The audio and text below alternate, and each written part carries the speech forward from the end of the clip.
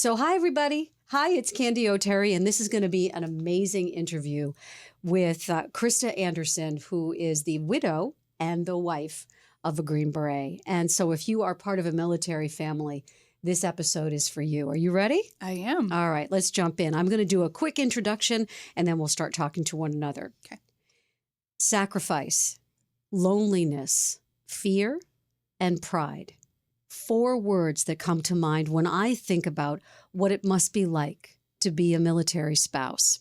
Now let's up the stress and picture life for the wife of a Special Forces soldier. This is a woman who sometimes doesn't even know where her husband is, or what kind of danger he's in, or if he will live to see another day. It is the kind of fear that can drive you crazy if you let it. So she does what she can to create normalcy. She cares for her children. Maybe she goes to work full-time or part-time. She leans on friends and family and other military families for support. She dreads deployments, and she prays for the safe return of her man. In the spotlight, a woman who lives this kind of life every single day. Krista Anderson is the widow of Staff Sergeant Michael Simpson, a Green Beret killed in Afghanistan in 2013. She is now the wife of another Green Beret, active duty Master Sergeant Gus Anderson. Krista, welcome to this show. Thank you for having me. I'm going to try not to get emotional, but I just can't help it. I have such a personal connection to this, which unfortunately I can't talk about, but I just want to go back, if we can, to 2013 and your first husband's tour in Afghanistan. Can you share with us what happened? Well, they left Washington State at the beginning of April, and about 20 days in, I received a call that he had been injured, critically injured. And 5 days later, I was on a plane to Germany with his family to say goodbye. Our children, Michael was 3, Gabriel was 1, and so grateful my parents were able to come out and watch them, and so I could go to Germany. And those were a couple of days that I wouldn't give up for the world. You know, I had... Was he did he know you were there? I think he did. But his injuries caused his brain to die slowly over about 7 days.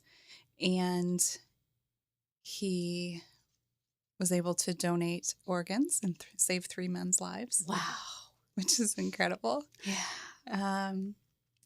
And you know, I had this special time. You know, his family and myself, we were there together with him, praying over him, and we knew going out there that this was going to happen, and so we just cherished that time and those moments that we had with him. I'm going to guess that when you look back at that moment in your life, it feels like a movie, like you're watching somebody else. Oh, absolutely. That's exactly how I actually have always described it. I said, You feel like you're kind of floating above and you're watching somebody else's life because it couldn't possibly be mine. Tell us a little bit about Michael and his personality. Oh, gosh, he was so funny, crazy. You know, he was nicknamed the Unquiet Professional. Because he was so proud to be a Green Beret. His father is a retired Green Beret as well as his brother.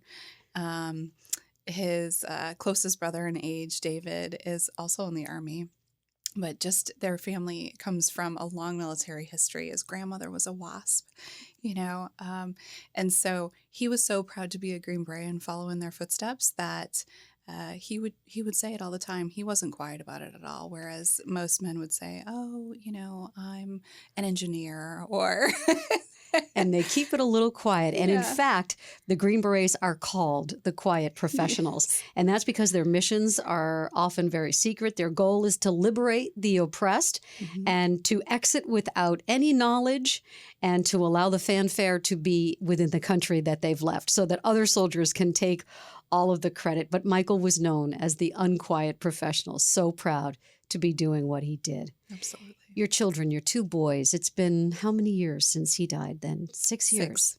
How are they doing? They're incredible. They really are. I mean, if you kind of look deep down, they are two little boys, 7 and 9 now, that are so compassionate, empathetic.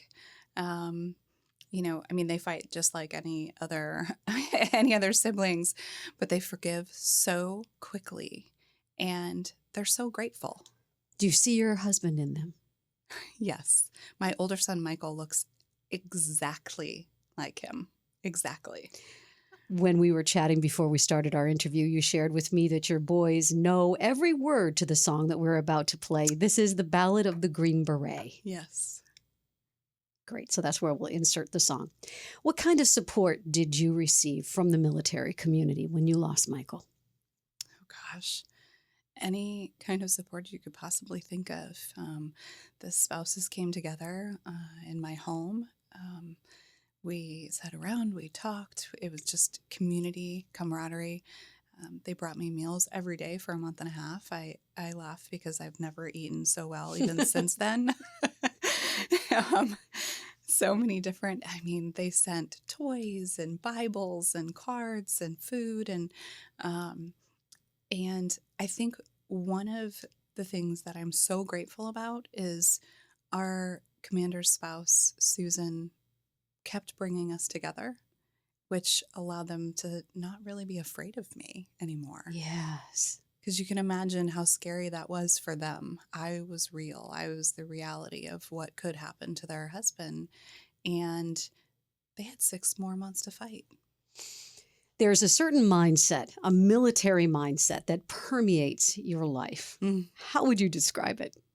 Oh, gosh. Trust, loyalty, steady. I think that, and chaos, I think. I'll be honest. I suppose we should be transparent here, right? There's some sort of, my friend Brittany calls it organized chaos. You created a nonprofit called the Unquiet Professional, and you did this in Michael's memory. What is your mission? Tell us all about it. Our mission is to serve Gold Star and surviving families, veterans and their families, to create healthy and empowering opportunities for them to heal from the wounds brought on by war. And we do that in a couple of different ways. With the Hands-On Children's Museum out in Olympia, Washington, created a museum program for surviving families for us. I realized very soon how that environment was so incredible for our family. It was a definite break for me to be able to go to a children's museum and not have to entertain them. And we support the Wear Blue Run to Remember Gold Star race program twice a year. Think about a 60-year-old mom who lost her son, runs a marathon for the first time. 26.2 miles, she crosses that finish line, and now there's nothing that's impossible for her. And siblings and spouses run as well. And we have an incredible program where our director of veteran programs, Paul Joyce, runs the Fresh Air Project. And once a year, there's a large trip that he takes them out on, and does a few small trips. But it's just to bring veterans together and start to heal. This has really become a very big part of your life. The list of things that you're doing and that foundations that you are a part of could fall off the table, but I'll just mention a few. You're the Gold Star Liaison for an organization that I've supported for many years, the Green Beret Foundation. You're on the speakers board for Folds of Honor, Gold Star Sailing Foundation, Raise for Rowan, Army's Survivor Advisory Working Group, the Military Spouse Ambassador for Army Emergency Relief. What has this meant for you?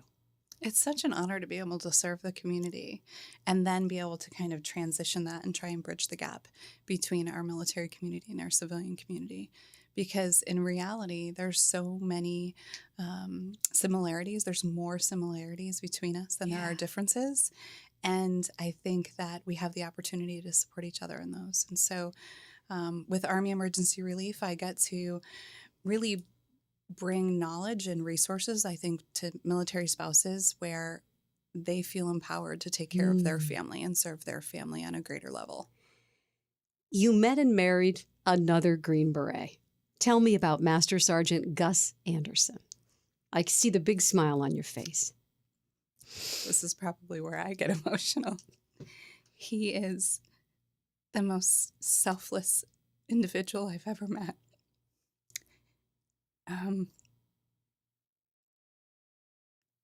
He's so good to us. He takes care of our boys in a way that I never imagined could be possible. 6 years ago, I thought this was it. I had one husband, one love, and that's it, right? And then he walked into our lives, and he had been in our lives, and I didn't even know it, honestly. He was Mike's teammate. And I didn't know him when they deployed, and we met when they returned. And then a few years later, we became close. And then one day I said, "We're going to get married." He said, "Excuse me?" Yes, we're going to get married.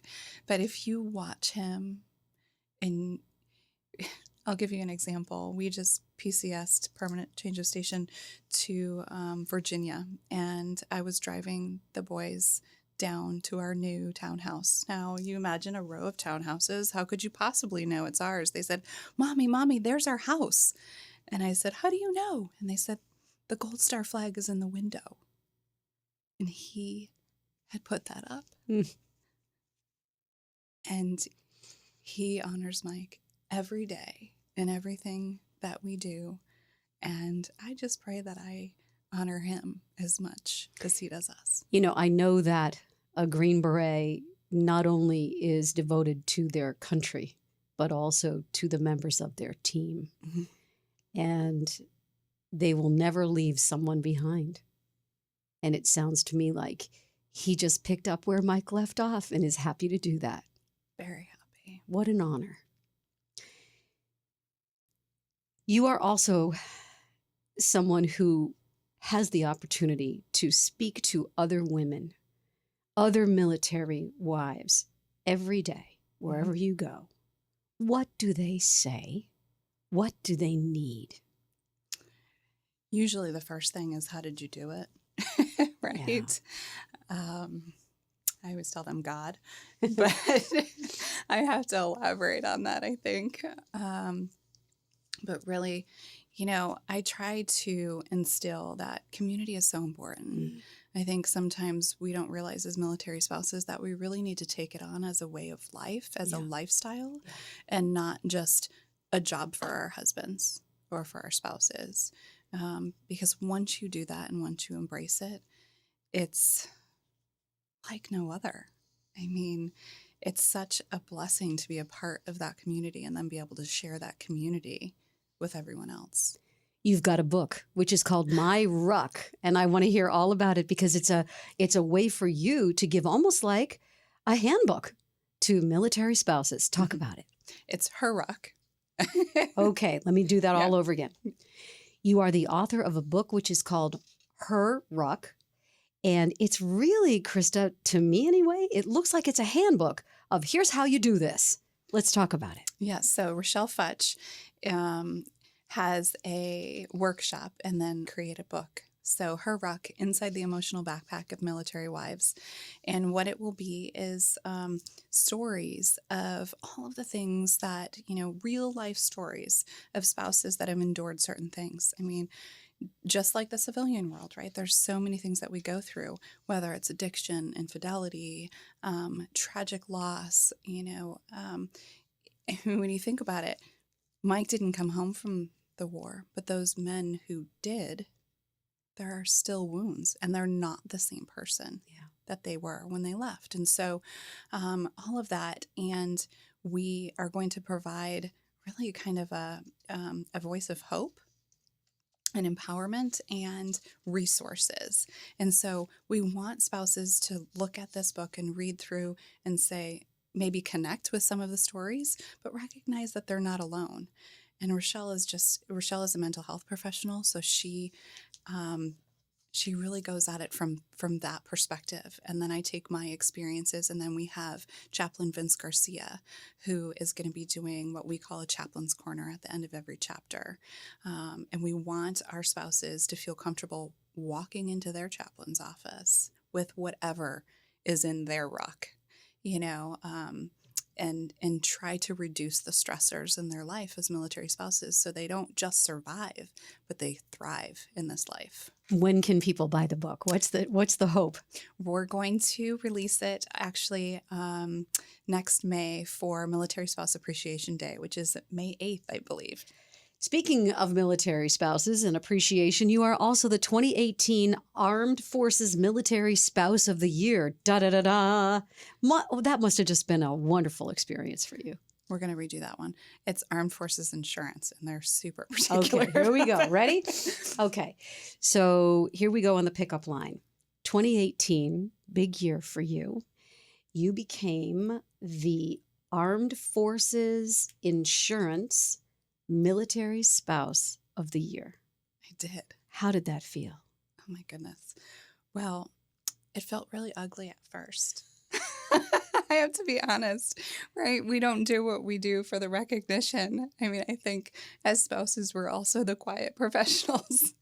But wow, did it give my platform it catapulted it, and it allowed me to really share my testimony with people that I think can make a difference. And it was such an honor. And I'll tell you what,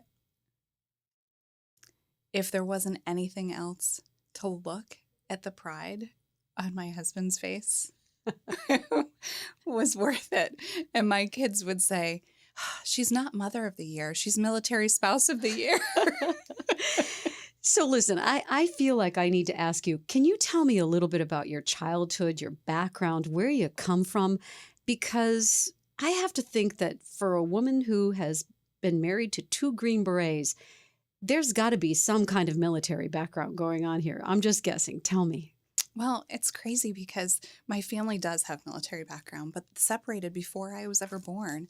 My father was in Vietnam, my grandfather in World War II, and and so many other family members, but it wasn't a part of our life. I grew up in a small town, Hamden, Massachusetts.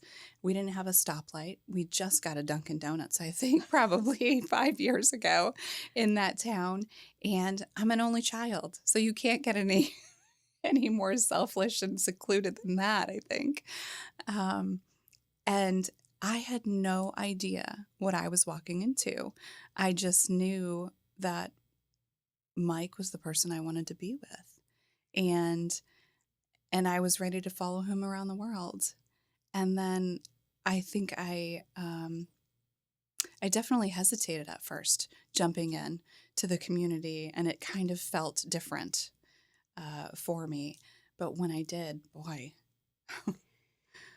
What was the message like in your house when you were growing up?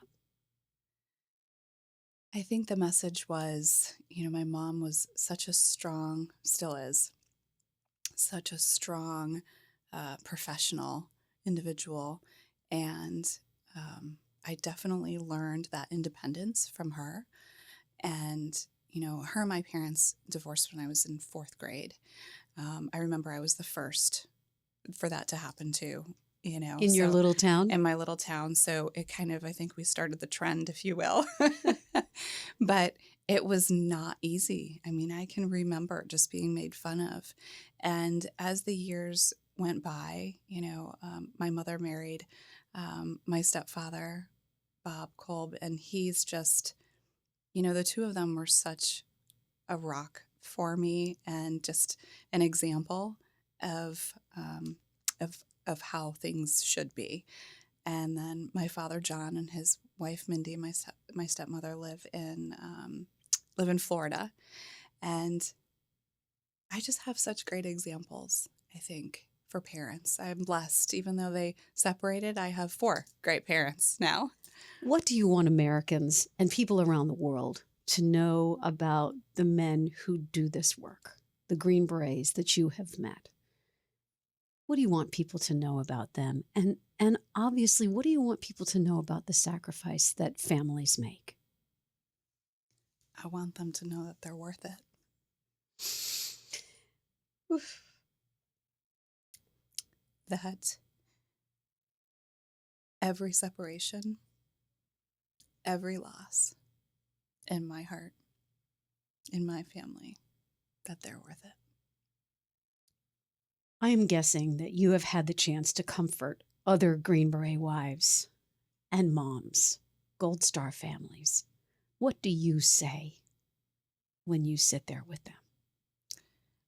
I make sure that they don't think that I know what they're going through, right? Because every marriage is different. I have no idea. I look at Mike's parents and I think I could never imagine losing my son. And his father said something to me a couple of months ago. We were talking about it, and comparison is like the mother of all evil, right? And he said, comparing losing a spouse to a child, to a sibling, to different losses, all of that comparison. He's like, it's like comparing oranges to octopuses. And I was like, oh my goodness, that's genius, you know? And Mike's parents and Gus's parents are such great examples too to our family. And I'm so blessed to have them. But I think what's important when I speak to them is I say, yes, you know, especially if I'm talking to a spouse, I lost my husband too, but our marriage was different. So I don't know exactly what you're going through. And I think that's key. But I can tell you, I can share my story with you and pray that you find hope in that. And then just be a resource for them. You know, I do that through the Green Beret Foundation as the Gold Star and Surviving Family Liaison. And I mean, what an incredible blessing to be able to connect with these families directly and try to lead them on a path towards hope again. The next few questions, Krista, I ask every woman who sits where you are. So, when an obstacle is in your path, how do you get around it? Oh gosh, any way I can. Jump over it, go around it, manipulate it if I need to. At the end of the day, what matters most to you? My faith in my family. You've mentioned your faith a couple times in our interview. What has your faith meant to you throughout your life? You know, before Mike died, it was something that I wanted. It was something that I grew up with. It was, you know, church on Sundays. It was a way of life. It was, you know, the foundation of who I was. And then it switched to something I needed and I couldn't live without. And I wouldn't have been able to put one foot in front of the other without it. What is mother love? Oh my goodness. Something that I'm still trying to figure out how, gosh, I mean, I love my kids in such a way that I can't explain it. You know, I tell them they always want to know who I love the most, right? I tell them I love them differently. I love them uniquely, you know, just like God loves us uniquely. So I always say, I love you so much. You're my favorite Michael. I love you so much. You're my favorite Gabriel. It's working now. We'll see when they get older. At this point in your life, this deep into your life, having gone through some pretty tough times, I look at you and to me, you seem very balanced, very centered, very grateful for the lessons. What does success mean to you? Feeling whole and trying every day. I fail every day, but trying every day to make sure my family feels whole. You know, it's not a dollar amount or what we have in our retirement fund or how big our house is. Really just being able to show my children what good feels like. And I think that everything I've done over the last 6 years and will continue to do forever shows them that every day, that serving others feels and is so much greater than serving ourselves. Krista Anderson, I want to say thank you so much. Thank you for your sacrifice. Thank you for sharing your story on the story behind her success. Thank you.